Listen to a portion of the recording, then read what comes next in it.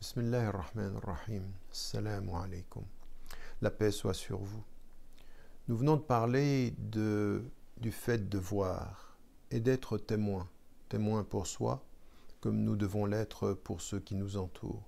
Le témoin, ce que nous pouvons d'ailleurs attendre de tous ceux que nous rencontrons, que ce soit des juifs ou des chrétiens ou des hindous, des bouddhistes, quels qu'ils soient, de n'importe quelle tradition, c'est qu'ils soient les témoins de leur propre tradition.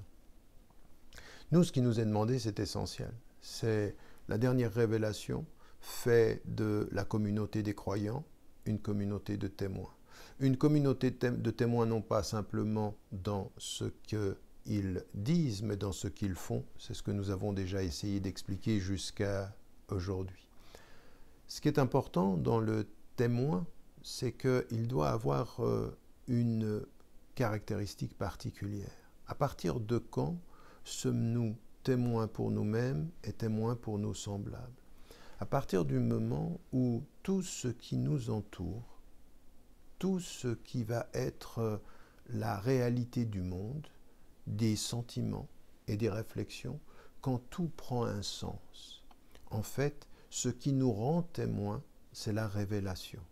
La révélation, elle vient dire à l'homme, tu penses que tu as été là sans sens et sans raison.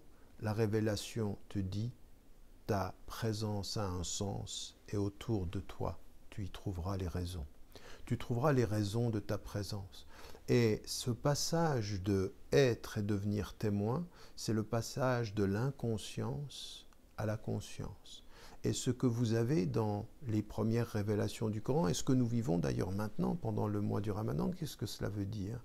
Qu'est-ce que nous vivons pendant le mois du Ramadan? C'est cette nouvelle proximité avec le jour et la nuit. Soyez conscients que les jours passent, que vient la nuit, que vient le jour. Soyez conscients de la réalité de la lune, puisque votre mois le suit, de la réalité du soleil, puisque les prières y sont